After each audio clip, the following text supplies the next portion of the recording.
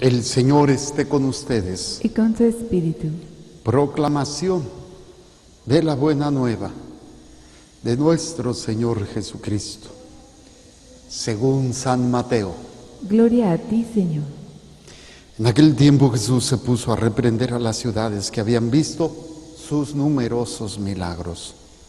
Por no haberse convertido, les decía: ay de ti, Corosaín, ay de ti, Betsaida, pues si en Tiro y en Sidón se hubieran realizado los milagros que se han hecho en ustedes, hace tiempo que hubieran hecho penitencia, cubiertas de sayal y de ceniza. Pero yo les aseguro que el día del juicio será menos riguroso para Tiro y Sidón que para ustedes. Y tú, Cafarnaúm, ¿crees que serás encumbrada hasta el cielo? No, serás precipitada en el abismo, porque si en Sodoma se hubieran realizado los milagros que en ti se han hecho, quizás estaría en pie hasta el día de hoy. Por eso yo te digo que será menos riguroso el día del juicio para Sodoma que para ti. Palabra del Señor. Gloria a ti, Señor Jesús. Por la lectura del Santo Evangelio, sean perdonados nuestros pecados. Amén. A ver, brevemente sentados. Esta lectura de esta primera lectura de este día me puso a pensar en varios aspectos, incluso la vocación a la vida de servicio, a la vida sacerdotal, a la vida religiosa o a la vida de matrimonio, a la vida de servicio al prójimo. Se tiene que ver desde este ámbito, es fascinante. Es un hombre que nace en una situación de opresión, en una situación, estoy hablando de Moisés, en una situación de injusticia, en una situación dura. Es sacado de esa realidad para poder regresar, para ayudar. De alguna manera esto es muy interesante porque el aspecto que quiero resaltar es cómo Moisés nace en este pueblo en medio de una opresión, de una esclavitud, y él es sacado con una situación privilegiada al ser rescatado por la hermana del faraón.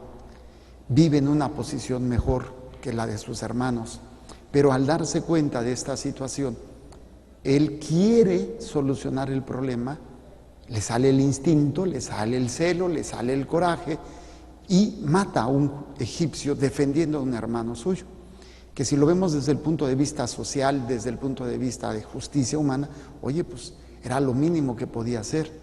Obviamente este no es el camino que Dios tiene para él. Y él tiene que salir huyendo, tiene que perderlo todo. Y una de las cosas que más fuerte va a ser es la posición y la certeza y la seguridad que tenía en él mismo por la posición que él tenía como príncipe al ser adoptado por la hermana del faraón. Para regresar después, aunque no lo refiere aquí todavía en el texto, lo vamos a ver en la semana, él va a regresar con poder, ya no con su fuerza, ya no con su instinto, ya no con su manera de hacer las cosas, va a regresar pero con el poder de Dios, confiado solamente en la palabra de Dios para hacer ahora sí ese servicio a su pueblo. El sacerdote, la religiosa, el hombre, la mujer llamado por Dios, muchas veces está en medio del pecado, está en medio del dolor o en medio del sufrimiento, tiene un encuentro con Dios y es hermoso, ¿no? Entonces uno como que quiere, ay sí, y esto se da muchas veces cuando uno tiene un retiro o va a un lugar de esos donde se habla de Dios y es bonito, ¿no? Así como que uno se emociona, como que uno tiene ese deseo maravilloso de trabajar, de transformar todo, pero lo hace con sus fuerzas. Lo hace con su entendimiento, lo hace con su pensamiento, lo hace a su manera. ¿Y cuánto tiempo le va a durar esto? Pues no lo sé. A veces duran meses, a veces años, pero hay un momento en donde se le acaba la emoción, se le acaban las fuerzas, se enfrenta a situaciones más fuertes que él y entonces pues es como salir huyendo. ¿Por qué? Porque no resultó. Y es cuando viene entonces lo que llaman algunos la segunda conversión o la verdadera conversión, cuando tiene ese encuentro ya no en el ámbito de un sentimiento o de una emoción, sino un encuentro personal con Dios, con todas sus miserias, ya no confiando en sí mismo, ya no confiando en su fuerza, sino aprendiendo a confiar en el poder de Dios, que es precisamente lo que le sucede a Moisés. Tiene ese encuentro en la zarza, bueno, la va a tener aquí, todavía no lo refiere, pero tiene ese encuentro con Dios en la zarza ardiendo y es enviado solamente con un bastón. Ya es anciano, ya no es un joven. Cuando Moisés estaba joven fue cuando trató de cambiarlo todo y con sus fuerzas y pues no hizo nada. Simplemente pues tuvo que perderlo todo y ahora vivir esa experiencia desde el poder de Dios. A mí se me hace muy interesante porque esto lo aplicamos y tenemos que ponerlo siempre en un aspecto práctico de nuestras vidas. Cómo el Señor a veces nos hace conciencia de la situación en la que están viviendo nuestros seres queridos, ¿no? Vemos el odio, vemos el rencor, vemos los vicios. ¿Y por qué? Porque hemos sido sacados de alguna manera de que eso en el que estábamos pues no es bien. Están ellos esclavos de, no quiere decir que nosotros no lo estemos en otros ámbitos, ¿no? Pero queremos ayudar o queremos que la persona cambie, que deje de hacerlo, pero lo hacemos a nuestra manera. A veces tenemos que toparnos con nuestra impotencia, toparnos con nuestros errores y darnos cuenta que no es la manera para tener que ir al desierto, a ese momento en donde sentimos que todo se nos viene abajo, que lo perdemos todo, que no están las cosas bien, pero es cuando ahí en esa soledad, en ese desierto, en volvernos pastores, de tener una posición privilegiada, volvernos humildes, y ahí es donde Dios puede hacer su obra. Sabemos que lo hace, y lo vamos a ver en estos días, cuando Dios saca al pueblo con esa expresión, con mano poderosa, brazo extendido. Es una alegoría de que un buen golpe, un buen punch de Dios hacia el faraón, ¿no? Mano poderosa, brazo extendido. Es un antropomorfismo, porque Dios no tiene brazos. Pero entender que es en ese ámbito del poder de Dios que se van a hacer las cosas. El problema es cuando nos habituamos y perdemos la conciencia del poder de Dios. Y entonces buscamos el poder de Dios ya no para una conversión, ya no para servir a los demás. Buscamos el poder de Dios simplemente como algo que me sirva a mí. Es cuando yo lo mencionaba, los cazadores de milagros. Es que acá hay un padrecito que hace, es que acá te van a curar, es que buscamos el milagro, somos milagreros. No es que sea malo que Dios haga milagros, lo sigue haciendo. El problema es cuando no entendemos el poder de Dios, que se está manifestando en el milagro para aprender a confiar en Él, para aprender a depositar mi vida en sus manos. El milagro no es más que una manifestación del poder de Dios. Y si tú ves el milagro y dices, oye, pues yo voy a confiar en Él, yo me voy a abandonar en Él. El problema es cuando mi fe se vuelve milagrera. No es el milagro, o sea, el poder de Dios, mano poderosa, brazo extendido, para que yo confíe en Él, sino simplemente confío en Él para que me haga lo que le estoy pidiendo, para que me solucione el problema, me quite la enfermedad, me quite esta situación, o incluso en ese ámbito de luchar contra nuestros vicios, ¿no? Nuestros pecados habituales, que queremos que Dios, es que ya le pedí a Dios que me lo quite. No, Dios va a luchar contigo, pero tienes que aprender a confiar en Él, tienes que aprender a abandonarte en Él. Ahora, ¿qué milagros hay en la actualidad? Lo sigue habiendo. Tenemos milagros de personas que sanan, personas que son sanadas en su corazón, en su cuerpo, y muchos de ustedes aquí y mis hermanos a través de los medios les ha tocado ver alguna manifestación del poder de Dios. Pero ¿de qué sirve si no te ha ayudado a convertirte? ¿Y saben qué es lo más triste? Que el milagro más hermoso, el más magnífico y poderoso que es la Santa Misa, el momento en que el pedazo del pan y el vino se convierte en el cuerpo y la sangre de Cristo. Es el mayor milagro. Y todavía no entendemos. Y fíjense, personas que nunca tuvieron la oportunidad de estar en una misa, óiganlo bien, nunca en su vida, y si hubieran estado, y hubieran entendido, y hubieran tenido lo que ustedes han tenido ahora, se hubieran convertido y salvado. Y nosotros que tenemos este milagro todos los días, y no lo entendemos, no descubrimos el poder de Dios que se está manifestando en la Santa Misa. Y nos quedamos igualitos que como entramos. Por eso esta fuerte llamada de atención que hace Jesús para nosotros, porque nosotros somos ahora Corazaín, ahora nosotros somos también estas ciudades que dice Betsaida. ¡Ay de ustedes! Porque si en otros lugares se hubieran hecho estos milagros, brazo poderoso, mano extendida, no, al revés, mano poderosa, brazo extendido, está medio, se hubieran convertido Sodoma, Gomorra, Tiro, Sidón, o sea, las ciudades emblemáticas de la corrupción y del pecado.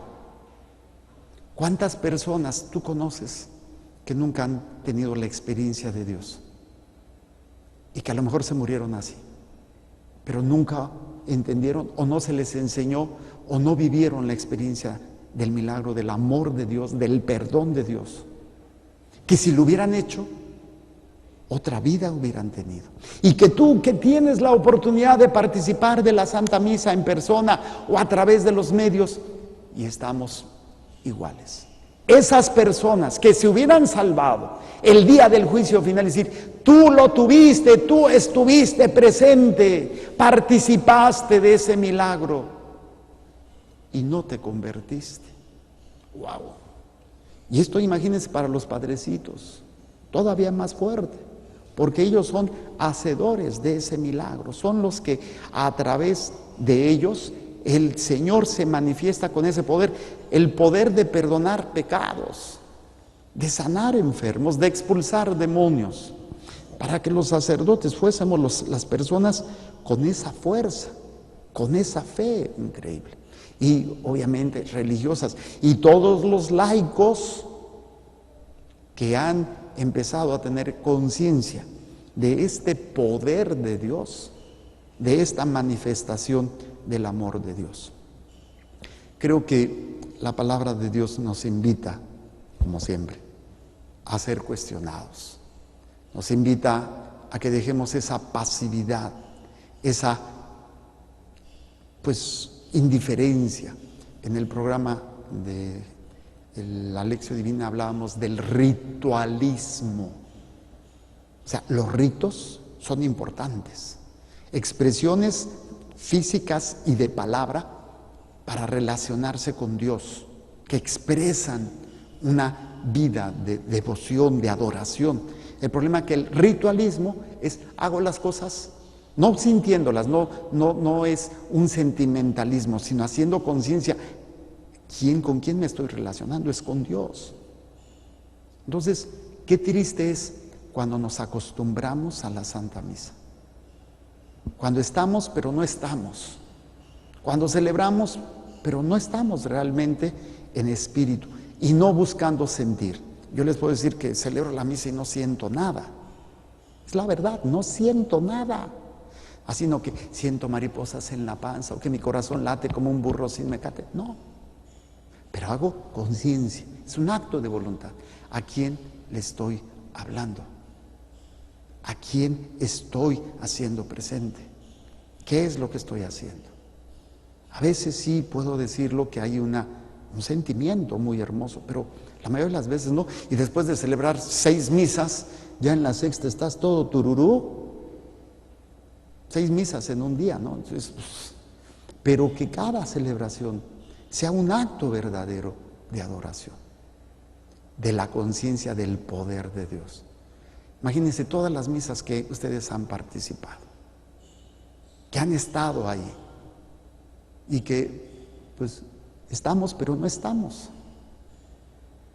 Todo el milagro y el poder que se manifiesta en la misa y estamos indiferentes.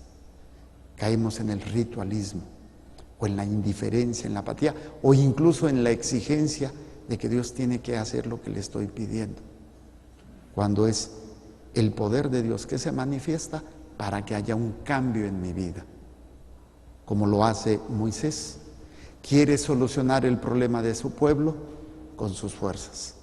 No es la manera, tiene que experimentarlo, tiene que romperse la boca, darse cuenta que no, perderlo todo, salir huyendo para salvar su vida y después de muchos años regresar anciano con un bastón y enfrentarse al más poderoso, al mismo faraón. En la otra se enfrentó a un soldado, lo mató, pero no logró nada. Ahora creo que el Señor nos invita a que ya no enfrentemos lo que estamos viviendo con nuestras fuerzas. Vivamos esa experiencia de Moisés. Te ha sacado, te ha mostrado el amor, el lugar privilegiado que tienes para que tú ahora, con la fuerza y el poder de Dios, seas un instrumento de bendición para el pueblo que Dios te ha encomendado, tu familia o tu futura familia que vayas a tener. Pidámosle a Dios que en su infinito amor el Señor se manifieste y nosotros estemos atentos a estos milagros, a esta manifestación del poder de Dios. Que no sea nada más, ay, sí se sanó, pues sí, pero ¿y qué? No, pues esto me lleva a confiar en Él y a obedecerle. El milagro es una señal, es un signo, no es una meta, no es un fin. Presento el pan y el vino y las intenciones que hay en el corazón de cada uno de ustedes.